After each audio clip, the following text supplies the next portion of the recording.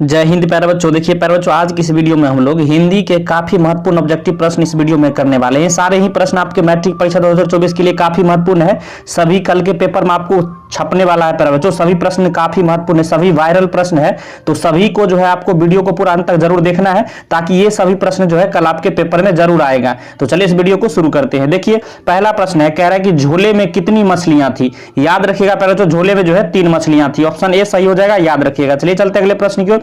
प्रश्न 2 को पढ़िए। क्या कह रहा है, कह रहा है माता का पर्यायवाची है। माता का पर्यायवाची क्या होता है, तो याद रखिएगा अम्मा। ऑप्शन डी सही हो जाएगा, याद रखिएगा। यह प्रश्न भी काफी महत्वपूर्ण है। प्रश्न 3 को पढ़िए। कह रहा है गुना निधि किस कहानी का पात्र है प्यारे बच्चों, तो याद रखिएगा ये जो है ढहते विश्वास का पात्र है। ऑप्शन डी सही हो जाएगा, याद रखिएगा। प्रश्न 4 को पढ़िए। कह रहा है कि मछली कहानी के लेखक कौन है। याद रखिएगा प्यारे बच्चों, मछली कहानी के लेखक कौन है, तो विनोद कुमार शुक्ल है। ऑप्शन बी सही हो जाएगा, याद रखिएगा। चलिए चलते अगले प्रश्न को। देखिए प्यारे बच्चों, अगर वीडियो पसंद आ रहा हो तो लाइक जरूर करिए और इस चैनल को जरूर सब्सक्राइब कर लीजिए। इस तरह का वायरल पेपर आपको सबसे पहले नोटिफिकेशन के माध्यम से मिलेगा। प्रश्न 5 कह रहा है बिस्मिल्लाह खां का जन्म कहां हुआ था। याद रखिएगा प्यारे बच्चों, बिस्मिल्लाह खां का जन्म जो है डुमराव में हुआ था। ऑप्शन ए सही हो जाएगा। चलिए चलते हैं अगले प्रश्न की ओर। प्रश्न 6 को पढ़िए। कह रहा है कि गांधी जी दक्षिण अफ्रीका से कब भारत लौट आए। याद रखिएगा प्यारे बच्चों, कब लौट आए, तो 1915 ईस्वी में लौट आए थे। ऑप्शन बी सही हो जाएगा। चलिए चलते अगले प्रश्न की ओर। प्रश्न 7 को पढ़िए। कह रहा है निम्न में से गांधी जी की पुस्तक है, गांधी जी के द्वारा कौन सा पुस्तक लिखा गया प्यारे बच्चों, याद रखिएगा यहाँ जो है हिंद स्वराज हो जाएगा। ऑप्शन बी सही, याद रखिएगा। चलिए चलते अगले प्रश्न की ओर। प्रश्न 8 को पढ़िए। कह रहा है मंगू कैसी लड़की है प्यारे बच्चों, याद रखिएगा मंगू जो है पगली और गूंगी लड़की थी। ऑप्शन डी सही हो जाएगा। चलिए चलते अगले प्रश्न की ओर।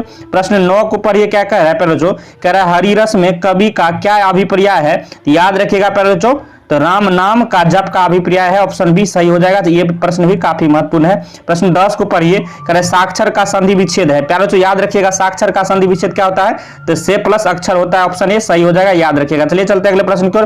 प्रश्न 11 को पढ़िए। कह रहे किसके बिना जन्म व्यर्थ है प्यारे बच्चों, तो याद रखिएगा राम नाम बिनु जो है जन्म व्यर्थ है। ऑप्शन ए सही हो जाएगा। चलिए चलते अगले प्रश्न की ओर।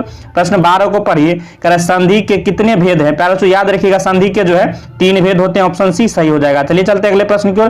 प्रश्न जो है 13 को पढ़िए। कह रहा है मोटापा में प्रत्यय है। मोटापा में कौन सा प्रत्यय है प्यारे बच्चों, याद रखिएगा पा जो है प्रत्यय। ऑप्शन डी सही हो जाएगा। प्रत्यय क्या होता है, जो लास्ट में अंत में लगता हो, याद रखिएगा। चलिए चलते हैं अगले प्रश्न की ओर। प्रश्न 14 को पढ़िए। कवि रसखान किस भाषा के कवि है। याद रखिएगा प्यारे बच्चों, कवि रसखान जो है व्रज भाषा के कवि है। ऑप्शन डी सही हो जाएगा। चलिए चलते अगले प्रश्न की ओर। प्रश्न 15 को पढ़िए। निम्न में शुद्ध शब्द है। प्यारे बच्चों यहाँ जो है शुद्ध शब्द क्या हो जाएगा, तो देखिए राजनीति किस तरह से लिखा जाता है, तो ऑप्शन सी जो लिखा गया ये सही है, शुद्ध है, बाकी सभी अशुद्ध है। ऑप्शन सी याद रखिएगा।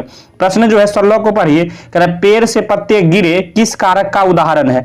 पेड़ से पत्ते गिरे किस कारक का उदाहरण हो जाएगा प्यारे बच्चों, तो अपादान कारक का उदाहरण है। ऑप्शन बी सही है, याद रखिएगा। प्रश्न 17 को पढ़िए। कह रहा विफलता का विलोम है। विफलता का क्या विलोम हो जाएगा प्यारे बच्चों, याद रखिएगा। और सफलता जो है, विफलता का विलोम क्या हो जाएगा, उल्टा क्या हो जाएगा, सफलता। ऑप्शन सी सही है। प्रश्न 18 को पढ़िए। कह रहा यंग इंडिया पत्रिका का संपादन किसने किया था। याद रखिएगा प्यारे बच्चों, किसने किया था, तो महात्मा गांधी ने किया था। ऑप्शन सी सही है। चलिए चलते अगले प्रश्न की ओर। प्रश्न 19 को पढ़िए। कवि रेनर मारिया रिल्के का जन्म कब हुआ था प्यारे बच्चों, ये प्रश्न भी काफी महत्वपूर्ण है। याद रखिएगा 4 दिसंबर 1875 ईस्वी को। ऑप्शन बी सही है, याद रखिएगा। चलिए चलते अगले प्रश्न को।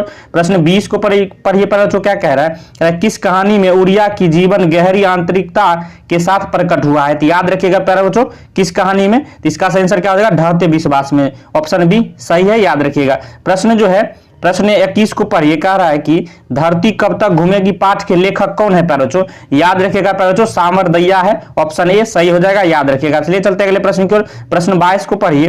कैलाश किसका बड़ा बेटा है प्यारे बच्चों, याद रखिएगा कैलाश जो है किसका बड़ा बेटा था, यह प्रश्न भी काफी महत्वपूर्ण है, तो सीता का। ऑप्शन डी सही हो जाएगा, याद रखिएगा। प्रश्न जो है 23 को पढ़िए। कह रहा व्यंजन होते हैं, व्यंजन कितने होते हैं प्यारे बच्चों, तो याद रखिएगा 33 जो है व्यंजन होते हैं। ऑप्शन सी सही हो जाएगा। चलिए चलते हैं अगले प्रश्न की ओर। प्रश्न जो है यहाँ प्रश्न 24 को पढ़िए। वाक्य में जिसके विषय में कुछ कहा जाता है उसे क्या कहा जाता है, तो याद रखिएगा प्यारे बच्चों उद्देश्य कहा जाता है। ऑप्शन सी सही हो जाएगा, याद रखिएगा। चलिए चलते अगले प्रश्न की ओर। प्रश्न जो है यहाँ 25 को पढ़िए। कह रहा पौ 12 होना अर्थ है, पौ 12 होने का अर्थ क्या है प्यारे बच्चों, तो याद रखिएगा लाभ या लाभ ही लाभ होना। ऑप्शन सी सही हो जाएगा। चलिए चलते अगले प्रश्न की ओर। प्रश्न जो है 26 को पढ़िए। अपनी डफली अपना राग का अर्थ क्या है प्यारे बच्चों, तो याद रखिएगा सबका अपने अपने मन के अनुसार चलना जो है अर्थ हो जाएगा। ऑप्शन डी याद रखिएगा। चलिए 28 को पढ़िए, कह रहा है किसका रचा सूरज मानव को भाप बनाकर सूख गया।